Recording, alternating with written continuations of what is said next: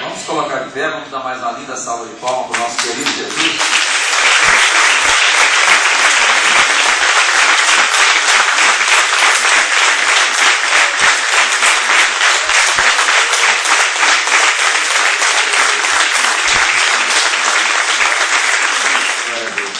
Antes de lermos a palavra, nós vamos fazer uma oração abençoando os familiares da nossa irmã Débora Dutra.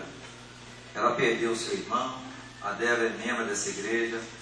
Ela estuda em Juiz de Fora. E nós sabemos que tem separações que são muito doloridas, principalmente quando perdemos um ente querido, um ente da família. E nós vamos estar orando, pedindo a Deus para confortar essa família pela graça de Deus. Amém? Germano vai nos conduzir nesta oração. Senhor, louvado e exaltado é o teu nome. Nós esta manhã glorificamos o Senhor, porque o Senhor é o nosso Deus. E nós queremos apresentar nesta manhã a família da Débora, Pai, pela perda, meu Deus, do irmão dela. Pedimos ao Pai que o Senhor esteja agora trazendo conforto.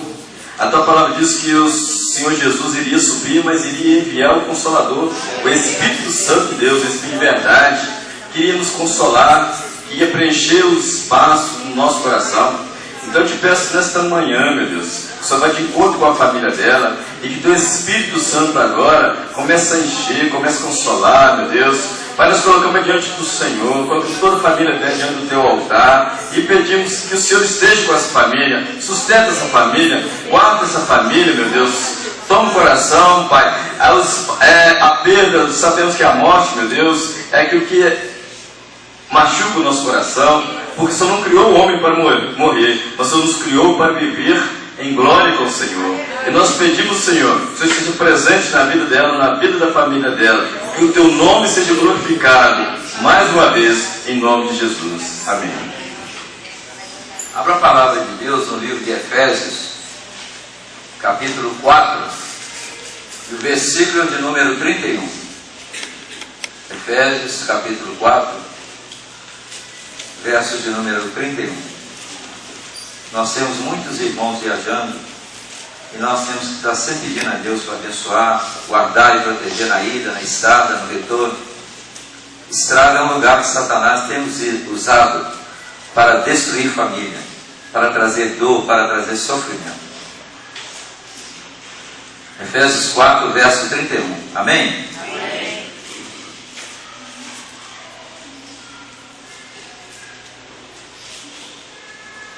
Diz assim: longe de vós toda amargura, e cólera, e ira, e gritaria, e blasfêmia, e bem assim toda malícia. Soberano Deus, nós continuamos aqui na tua presença. Agradecemos o Senhor porque o Senhor é bom e a misericórdia do Senhor dura para sempre. Nós precisamos da ajuda do Senhor para ministrar a tua palavra. E pedimos ao Senhor que coloque a tua palavra nos nossos lábios, de tal maneira, Senhor, que ela venha cumprir o propósito que o Senhor designou antes da fundação do mundo. Tira de nós todo impedimento, todo bloqueio. Permita que o nosso coração seja uma terra, meu Deus, que venha receber a tua palavra com alegria. E pedimos que o Espírito Santo de Deus nos conduza a toda a verdade. Nós entregamos tudo nas mãos do Senhor, em nome de Jesus. Amém. E graças a Deus. Poder ser. Longe de vós toda amargura. E é sobre isso que eu quero falar nessa manhã. Te convido ainda a abrir a sua Bíblia lá em Hebreus capítulo 12. Hebreus capítulo 12, versículo de número 15. Hebreus capítulo 12, verso de número 15. Diz assim: atentando diligentemente, porque ninguém seja faltoso, separando-se da graça de Deus, nem haja alguma raiz de amargura que, brotando, vos perturbe, e por meio dela muitos sejam contaminados. Agora, caminha lá em Deuteronômio, capítulo 29, no verso de número 18. Deuteronômio 29, verso 18. A origem dessa palavra, dessa amargura. Deuteronômio 29, verso 18, diz assim: para que entre vós não haja homem, nem mulher, nem família, nem tribo, cujo coração hoje se desvie do Senhor nosso Deus, e vá servir aos deuses destas nações, para que não haja entre vós raiz que produza erva venenosa e amarga. Erva venenosa e amarga. Em outras palavras, amargura. E aí nós temos que perguntar assim, o que é amargura? É um sentimento de mal-estar. É um sentimento produzido por uma ferida, que gera um ressentimento, que gera uma mágoa. É um sentimento que dá lugar à quebra de comunhão, à quebra de relacionamento. A ferida, quando ela é produzida, ela traz mágoa. A mágoa traz amargura. E a amargura ela provoca a quebra de relacionamento entre os irmãos, entre a família. E ainda mais, ela traz cegueira espiritual. Aquela pessoa amarga, aquela pessoa venenosa, aquela pessoa que está com a raiz de amargura, ela fica cega espiritualmente. E essa cegueira nos impede de agir com sabedoria. Essa cegueira nos impede de nos vermos a nós mesmos pelos olhos da palavra, ou falar realmente, de fato, o que nós somos. Tem pessoas que elas gostam de viver remoendo mágoas. São pessoas que passam por essa vida sempre com confissões negativas. São pessoas que estão sempre se consideradas injustiçadas, machucadas, desprezadas. Em outras palavras, são pessoas que se colocam como vítimas. E essa cegueira, ela impede-nos ainda de ver os outros como realmente eles são. Pessoa amargurada, ela só tem veneno para destilar. Mas o ser humano, apesar da sua queda, ele ainda tem alguma coisa de bom dentro dele. Se você for procurar algo de bom numa pessoa, pode ter certeza que você vai encontrar alguma coisa. E a amargura, ela só tem lugar aonde falta o perdão. Viver amargurado é viver sem perdão. E a Bíblia, ela registra a história de uma mulher. Uma mulher que tinha tudo para ser feliz.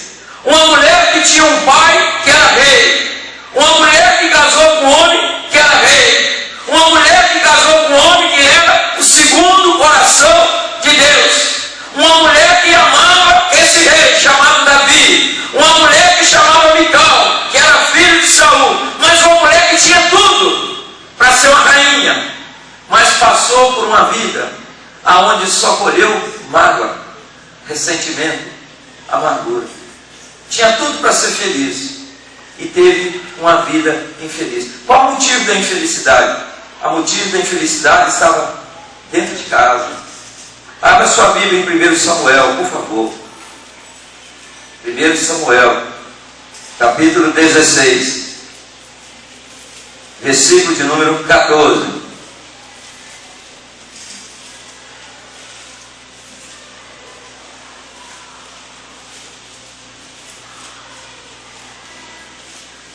Samuel 16, 14 diz assim: tendo-se retirado de Saul o Espírito do Senhor, da parte desse, um espírito maligno o atormentava.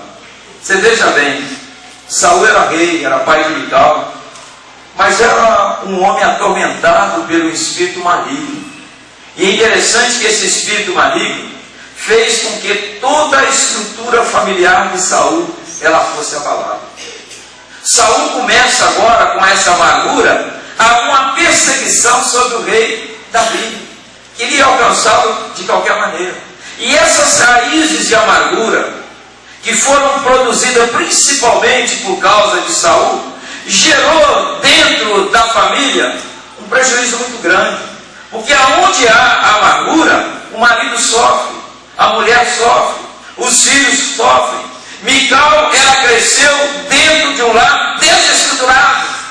As escolhas que foram feitas para a vida dela não foram escolhas dela, foram escolhas do seu próprio pai, a começar pelo seu casamento. Dá uma olhada aqui em 1 Samuel 18. 1 Samuel 18. Verso 17 em diante, diz assim: Disse Saul a Davi: Eis aqui Merabe, minha filha mais velha, que te darei por mulher. Sede somente filho valente e guerreia as guerras do Senhor. Porque Saul dizia consigo: Não seja contra ele a minha mão, e sim a dos filisteus. Eu não vou pôr a mão em Davi, mas os filisteus vai alcançá-lo. Respondeu Davi a Saul: Quem sou eu? E qual é a minha vida e a família de meu pai Israel, para vir a ser eu genro do rei? Sucedeu, porém, que ao tempo em que Merabe, filha de Saul, devia ser dada a Davi, foi dada por mulher a Adriel, Meolatita. Veja Saul, na mesma hora que estava preparando Merabe para ser esposa de Davi, de uma hora para outra, ele entrega essa mulher para outro homem. E agora, olha o que acontece no verso 20 em diante. Mas Mical, a outra filha de Saul, amava Davi. Contaram a Saul e isso lhe agradou. Disse Saul: Eu lhe darei, para que ela lhe sirva de laço. Olha o que Saul estava pretendendo. Para que ela lhe sirva de laço, e para que a mão dos filisteus venha a ser contra ele. Pelo que Saul disse a Davi: Com esta segunda será hoje meu genro. Ordenou Saul ao seu servo: Falai confidencialmente a Davi, dizendo: Eis que o rei tem afeição por ti, e todos os seus servos te amam. Consente, pois, em ser genro do rei.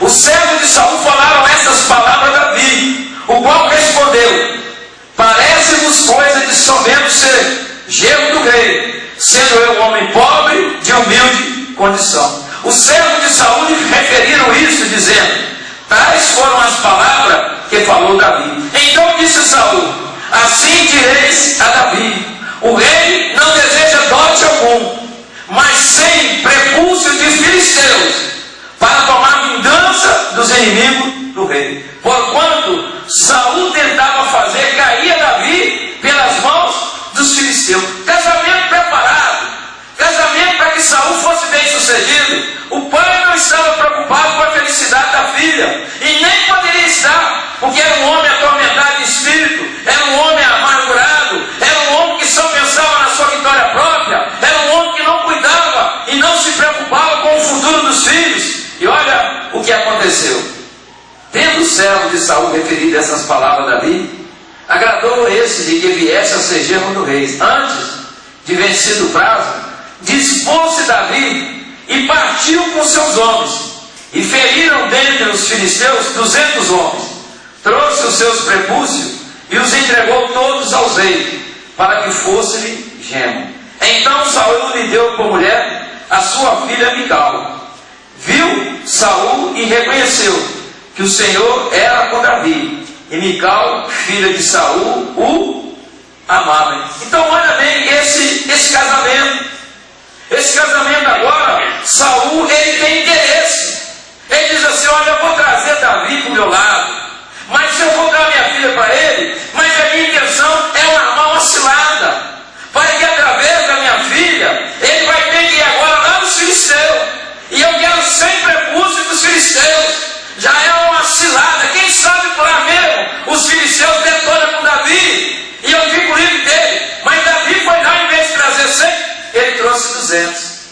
Mas dentro de casa tinha uma mulher que amava a Davi, e por amar a Davi, ela agora acaba livrando Davi de uma emboscada, de uma morte, de uma trama que o seu pai o havia projetado. Dá uma olhada comigo no capítulo 19, no verso 12 até o verso 17. Então Mical desceu Davi por uma janela, e ele se foi, fugiu e escapou. Mical tomou um ídolo do lar e o deitou na cama e lhe pôs a cabeça Não, o verso vai ser antes. É o verso 8, desculpa. 1 Samuel 19, verso 8. Tornou a haver guerra, e quando Davi pelejou contra os filisteus e os feriu com grande derrota, e fugiram diante dele, o espírito maligno da parte do Senhor tornou sobre Saul. Estava esse assentado em sua casa e tinha na mão a sua lança, enquanto Davi dedilhava o seu instrumento músico. Procurou Saul encravar a Davi na parede, porém ele se desviou do seu golpe, indo a lança ferir a parede. Então fugiu Davi e escapou. Porém Saul, naquela mesma noite, mandou mensageiros à casa de Davi que o vigiassem, para ele o matar pela manhã. Soube disso Davi por Mical, sua mulher, que ele disse: se não salvares a tua vida essa noite, amanhã serás morto. Então Mical desceu Davi por uma janela, e ele se foi, fugiu e escapou. Então Mical agora ela intervém através do marido, ajuda, porque ela o amava. Mas é interessante que ela ajuda Davi a fugir da presença do seu pai. E isso agora levou Saul a entregar Mical para outro homem. Já que você ajudou Davi, já que você deu corda para ele, já que ele escapou, a partir de hoje você já não é mais esposa de Davi. Olha como que Saul agia. Olha o que Saul estava fazendo na mente dessa mulher. Ele pega Mical agora e ele dá para outro homem. 1 Samuel 25. 1 Samuel 25.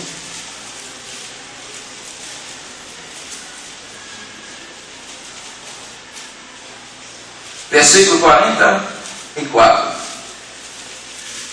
1 Samuel 25, verso 44. Porque Saul tinha dado sua filha Mical, mulher de Davi, a Paute, filho de Laís, o qual era de Galim. Olha o que esse homem faz. Olha como que essa mulher se sente. Espera aí. Primeiramente, Saul, meu pai, tinha projetado a minha irmã mais velha para casar com Davi. Ele deu a minha mulher, a irmã mais velha, para outro homem. E eu entrei agora para casar com Davi. Eu amo Davi. E por ajudar meu marido, meu pai agora me tira das mãos de Davi e me dá com outro homem.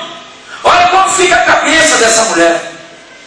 Um dos piores sentimentos que existe na vida do ser humano é ele ser rejeitado. Agora ela está sendo rejeitada. E Davi, ele amava essa mulher. Tanto é que quando ele é chamado para ser rei em Judá, a primeira providência de Davi é fazer aliança com Abner. E nessa aliança, ele quer trazer de volta a sua mulher, Mical. Essa mulher agora, elas traz feridas abertas na vida dessa mulher por causa da imprudência dos homens, por causa da imprudência do pai. Essa mulher agora, ela carrega consigo dois traumas. Primeiro trauma, uma vida de fracasso na área sentimental. Segundo trauma, uma vida fracassada na área familiar. E quem foi o responsável por tudo isso? Quem foi responsável por essa mulher ser uma mulher frustrada, por ser uma mulher estéril? Foi a amargura. Mical se tornou uma mulher amargurada. E a amargura, ela abre porta para a esterilidade. E a Bíblia fala lá em 2 Samuel, 1 Samuel 6, 23. Olha o que a Bíblia diz.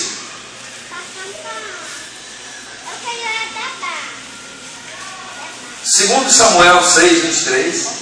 2 Samuel 6, versículo de número 23.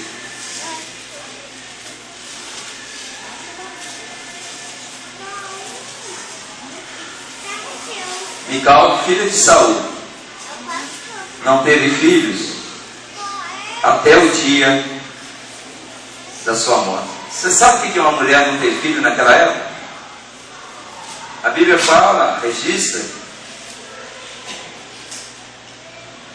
que eles consideravam 4 tipos de pessoas que eram morto-vivo. Era o pobre, era o cego, era o leproso, é aquele que não podia ter filho. Sempre que Ana falou, dá-lhe filho, Senhor, senão eu morro. E agora nós estamos vendo essa mulher que tanto amou Davi, mas por causa dos problemas familiares, ela viu os seus sonhos serem destruídos. E foram destruídos pelos erros de quem? Do seu pai. Ela teve a sua alma violentada. Ela teve a sua alma inundada pelos erros do pai. E a sua vida se tornou uma sequidão de espírito. Tudo que Mical apresentava por causa dos fracassos foi mau humor. Era uma mulher mal-humorada. Era uma mulher que só tinha crítica. E era uma mulher que tinha frieza diante das situações. Ela tinha situações que ela não conseguia entender, que ela não conseguia compreender. Tudo isso por causa de quê? A amargura cegou a alma dessa mulher. Aqui em 2 Samuel capítulo 6, do versículo 12 ao 16, olha o que acontece. Então avisaram a Davi dizendo: o Senhor abençoou a casa de Obed-edom, e tudo quanto tem, por amor da arca de Deus. Foi, pois, Davi, e com alegria fez subir a arca de Deus na casa de Obed-edom, a cidade de Davi. Sucedeu que, quando os que levavam a arca do Senhor tinha dado 6 passos, sacrificava ele boi e carneiro cevado. Davi dançava com todas as suas forças diante do Senhor, e estava cingido de uma estola sacerdotal de linho. Assim Davi, com todo Israel, fez subir a arca do Senhor com júbilo e ao som de trombeta.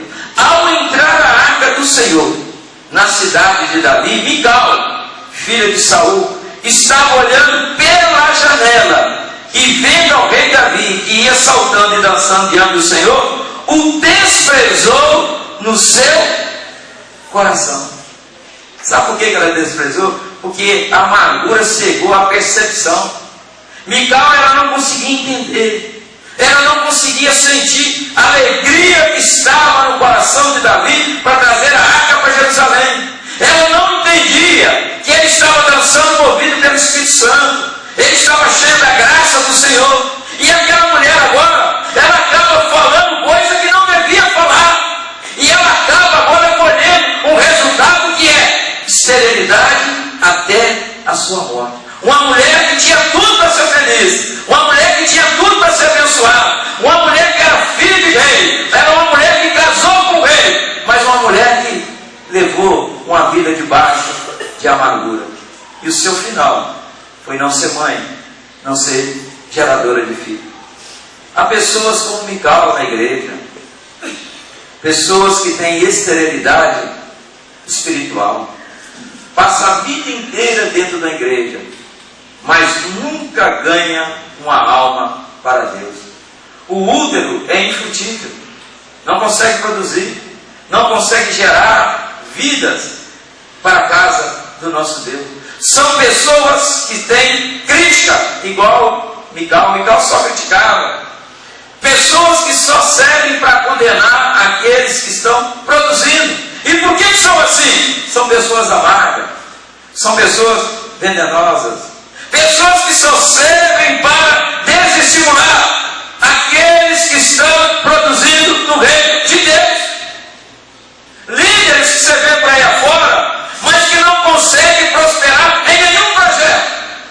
Todo projeto que faz, todo projeto que levanta, fica no meio do caminho.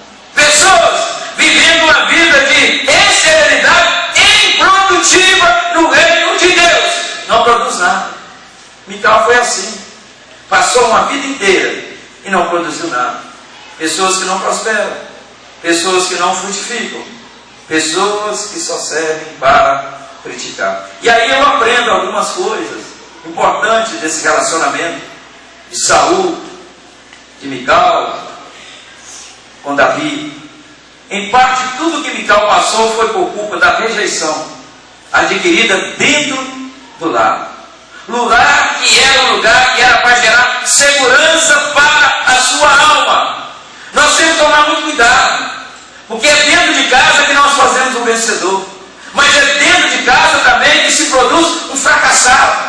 Pessoas que saem de casa, mas com a alma ferida, receberam uma rejeição dentro da sua própria casa, e elas carregam isso consigo agora. Quando chega na escola, aí você vê que a pessoa não consegue estudar, não consegue desenvolver todo o seu potencial. Por quê? Ferida. Aquele lugar que era lugar para gerar segurança, gerou agora trauma, gerou ferida, gerou sequela, e a pessoa sai rejeitada. Toda rejeição familiar causa uma cadeia degenerativa que desestrutura a base da comunhão familiar. É preciso ter cuidado. Semana passada eu presenciei algo que chocou meu coração, que eu nunca queria ter visto na minha vida. Eu cheguei numa casa, a pessoa veio, conversou comigo e diz assim: olha, o senhor precisa ir comigo nesse lugar. E eu fui.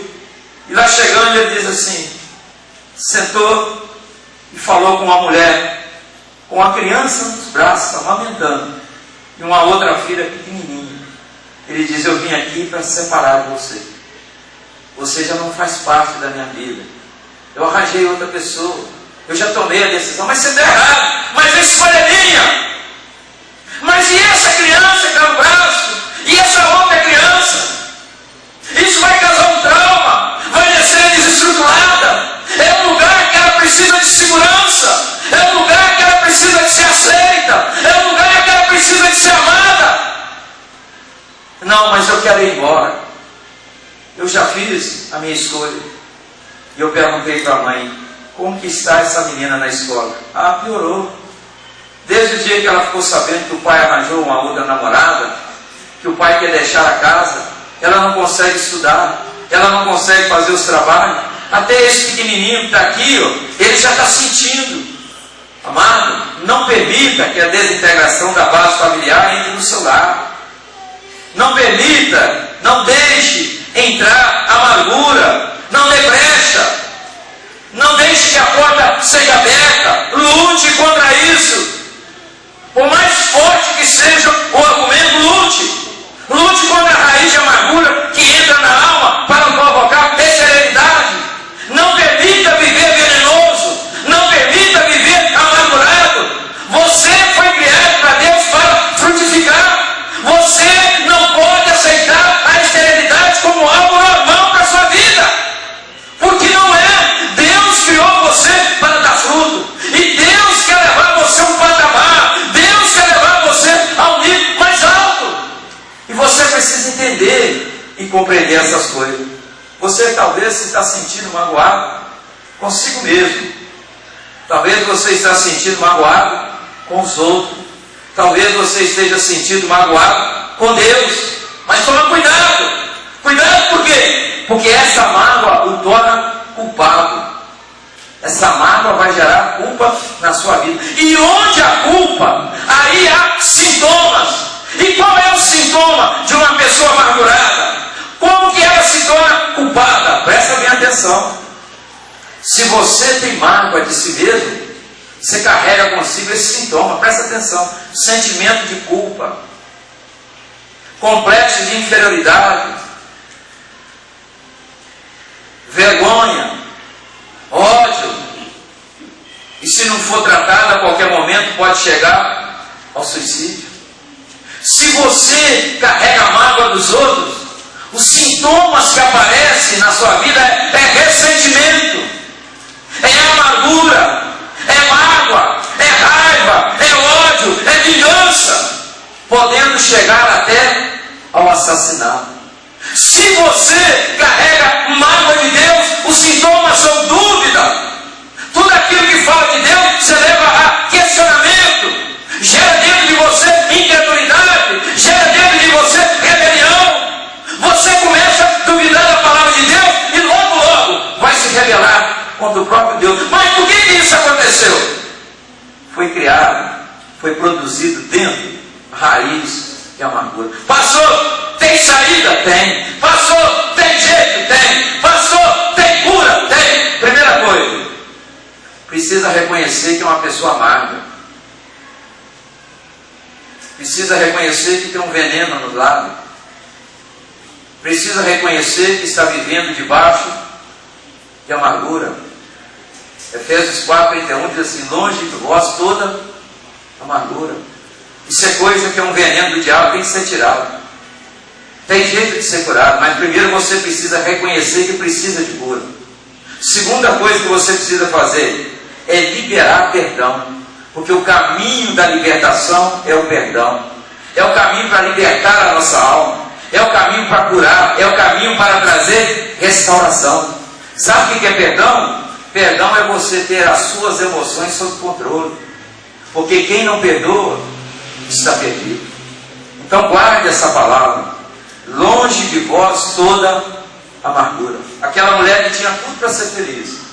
Um pai rei, um marido que todo mundo queria casar, que era um homem segundo o coração de Deus, um amor que ela nutria por Davi, e ela provou esse amor. Uma mulher que foi desprezada dentro de casa pelo pai, que entrou no casamento, no negócio. Uma mulher que foi tirada do marido que amava e foi dada para outro.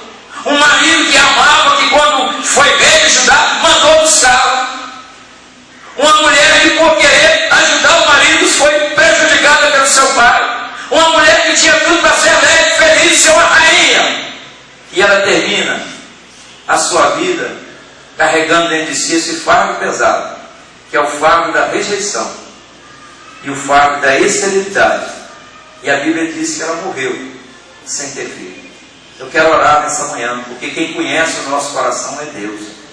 E se tiver alguma raiz de amargura, se tiver algum veneno brotando dentro do nosso coração, que Deus possa jogar por terra em nome do Senhor Jesus.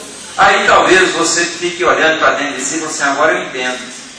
Por que eu tenho esse ar crítico dentro de mim?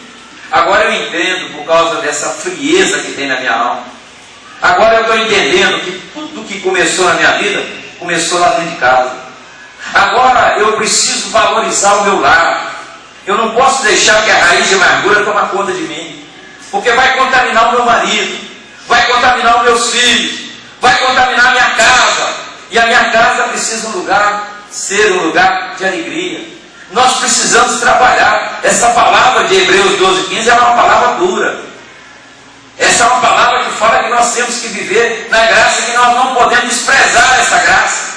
Que nós não podemos deixar que essa graça se aparte e venha um veneno, uma amargura na nossa alma. Quantas pessoas amarguradas? Quantas pessoas venenosas? Você começa a conversar com a pessoa, e se você for uma pessoa que tem percepção rápida, você consegue sentir o que está na alma da pessoa, o que ela está passando. Não adianta chegar perto de mim e falar, quando você perguntar assim: pastor, por que meu filho, de uma hora para outra, piorou na escola? Você olha para dentro da sua casa que você encontra a resposta. É lá que estão os problemas. Nós precisamos ter um lar estruturado. Nós precisamos dar segurança. Os nossos filhos vão sair de casa, eles precisam sair sem levar nenhum complexo, sem levar nenhuma mágoa, sem levar nenhuma amargura. Nós precisamos fazer com que o nosso lar seja um lar abençoado, curado, livre, para que os nossos filhos possam fazer a vontade do nosso Pai lá em cima, lá na frente, sem ter nenhuma marra, sem ter nada para prender na sua vida. Curva sua cabeça, feche seus olhos, eu quero orar.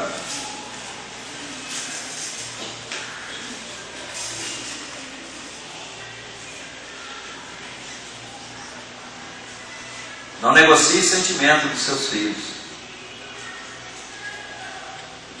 Saul, ele negociou.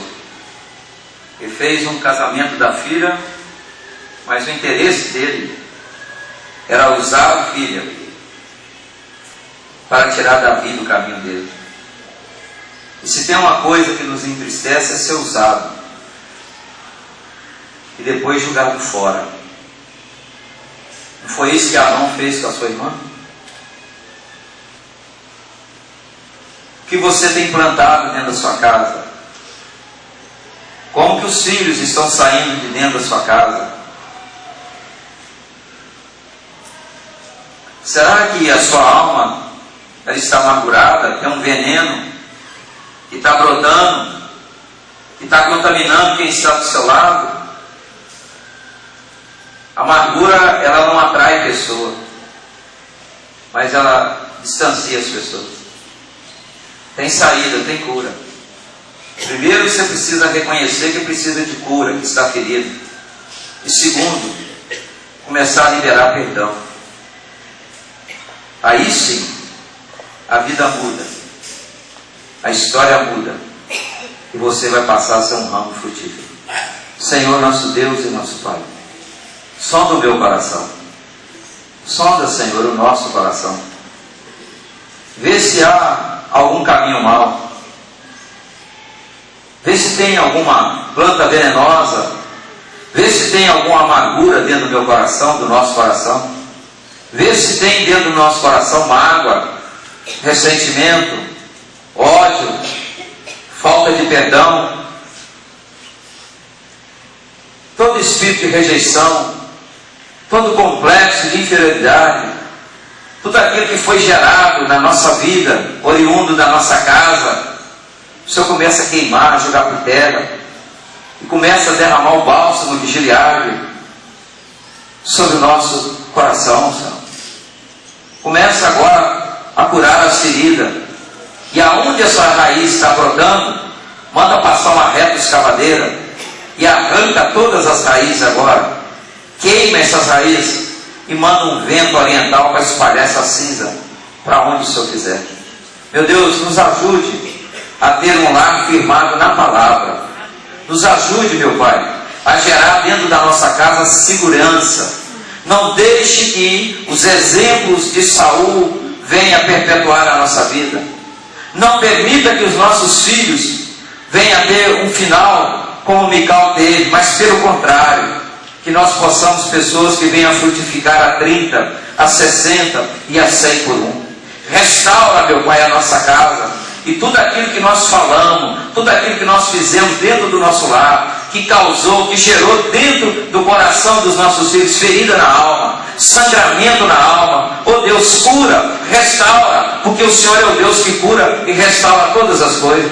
Nesse momento, meu Pai, o Senhor põe a mão em cima, o Senhor abençoa, e o Senhor faça com que, meu Pai, a semente daquele que vem frutificar esteja dentro de nós. A Bíblia diz que o semeador saiu para semear. A semente é produtiva. A semente, meu Pai, ela não volta vazia. E nós queremos ser um canal de bênção para abençoar outras pessoas. Então que nesta manhã, meu Pai, esse espírito de esterilidade, ele caia por terra agora, em nome de Jesus. Nós vamos ser um ramo frutífero. Por onde nós passarmos, nós queremos ser como José. Nós queremos ser como Saulo. José na casa de Potifar deu fruto. Na cadeia deu fruto. Quando subiu no caminho para ser comandante, para ser primeiro-ministro, ele frutificou. A Bíblia fala, meu Deus e meu Pai, que Paulo, por onde andou, ele frutificou. A Bíblia fala que até na casa de César, ele deu fruto. Que até na casa de César, ele encontrou pessoas para pregar e fazer com que a salvação chegasse até ali. Usa-nos segundo a tua vontade e o teu querer. E cuida da nossa alma, cuida do nosso coração. Passa o sangue do Cordeiro. E aonde precisar de restauração, receba a restauração de Deus aí agora.